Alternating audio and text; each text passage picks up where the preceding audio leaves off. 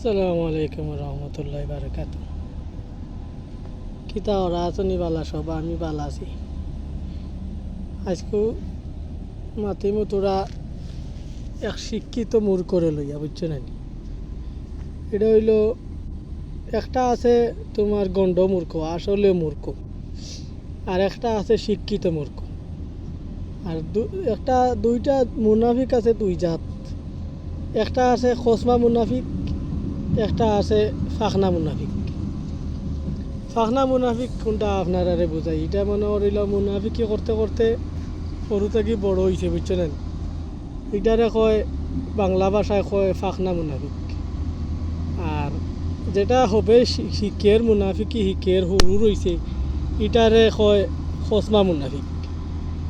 আর শিক্ষিত যেটা মানে করিল শিক্ষিত মানুষের যে শিক্ষিত মূর্খ একটা আছে, আর একটা আছে অরিজিনাল শিক্ষিত। সবর কথা আমি বলি না, সবর মনও কষ্ট নিবে না। একটা আছে শিক্ষিত মূর্খ।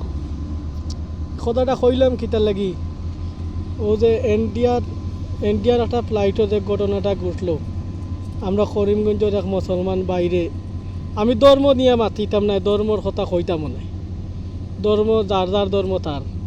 কিন্তু এই যে মূর্খ যে ঘটনা করলো, যে চোরটা মারলো, চোর মারার বাদে সবে প্রতিবাদ করছে, এর লাগে আমি ধন্যবাদ জানাই সবারে। কিন্তু এর চোরটা মারতো না ছিল, চোরটা যেত এত মনে করিল হুজুর মানুষ দেখিয়া চোর মারি দিছে। বিমানও তো আরও মানুষ আসলা হয়, তাই একজনটে মারিয়া দেখলো না, বুঝছো নি? এখন মানুষ আমরা কোন জায়গাত নিরাপদ, আপনার কাছে বিবেকের কাছে আমার প্রশ্ন, আপনার আর বিবেকের কাছে আমার প্রশ্ন, সাধারণ মানুষ কোন জায়গাত নিরাপদ আছে? আপনারা দেখা, বাজারও নিরাপদে নাই, গাঁৱৰ ভিতরেও নিরাপদে নাই, মসজিদের ভিতরেও নিরাপদে নাই, বিমানের ভিতরেও নিরাপদে নাই। তো সমস্যা হইলে তুই কইবি, বিমানওয়ালা আছে এরারে কইবি, তোর অসুবিধা ওর আরাধনটা জানাইবি। চোর মারার তো কোনো কথা নাই কেন, চোর মারার কোনো কথা প্রশ্নও হয় নাই কেন, বুঝছো না? এখন এ যে মানে করিলাম চোরটা মারলো, বিমান কোম্পানিয়ে তো হেরে নিষেধ দিলিছে যে এই জীবনে এই কোম্পানির বিমানও হে আর উঠতে পারতো না। এর লাগি ধন্যবাদ জানাই।